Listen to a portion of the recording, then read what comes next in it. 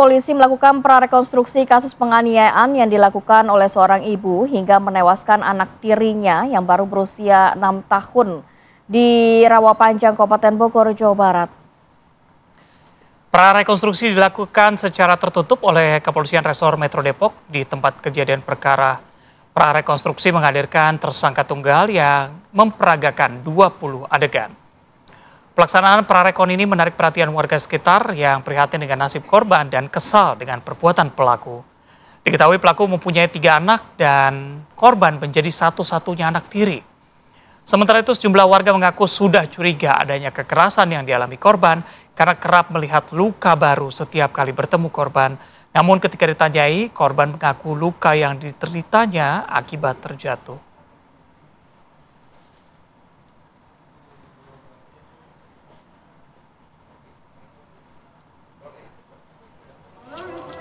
Dan untuk mendalami kasus ini sudah bergabung bersama kami Kasih Humas Polres Metro Depok, AKP Made Budi. Selamat pagi, Pak Kasih Humas. Selamat pagi, Pak. Selamat pagi. Baik, Pak Kasih, dari informasi yang kami dapatkan, tadi tetangga mengatakan bahwa sering melihat korban penuh dengan luka begitu. Apakah keterangan dari tetangga juga dikumpulkan dan apa informasi yang dapatkan dari mereka?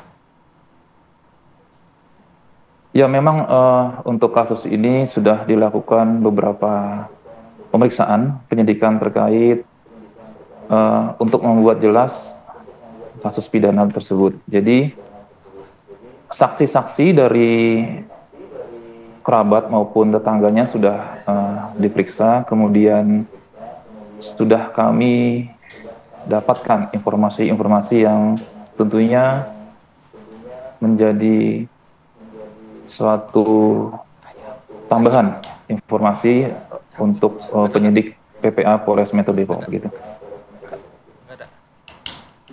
Ya, Pak Kasih Humas, kalau berbicara mengenai ibu atau pelaku ya, ini ibu tiri dari korban sendiri, ini sudah berapa lama Pak dia mengasuh dari korban, kemudian apa yang menjadi trigger sampai akhirnya bisa menewaskan sang anak, walaupun dikatakan tadi oleh tetangga yang sering melihat korban ini nampaknya sudah dicurigai sering menjadi apa ya namanya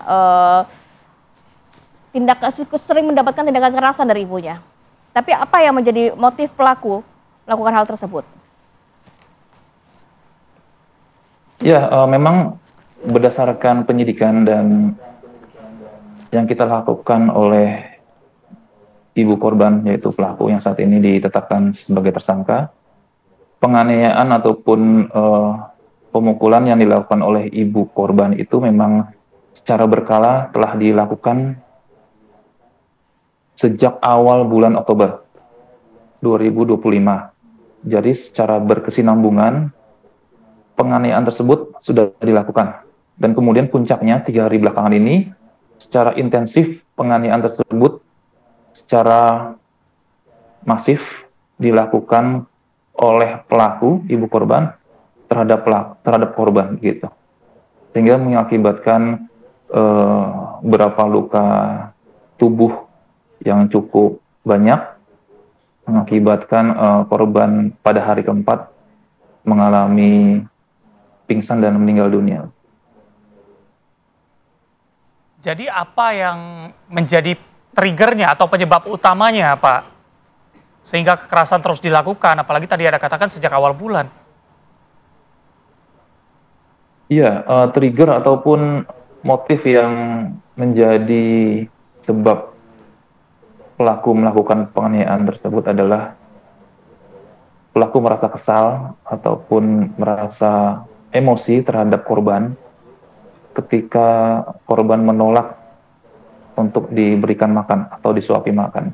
Secara setiap harinya, kemudian tiap minggunya, perlakuan terhadap pelaku kepada korban memang secara intensif dilakukan, karena memang korban diketahui selalu menolak ataupun selalu tidak menuruti perintah dari pelaku ya. Ya, hubungan dengan ayah korban kemana Pak?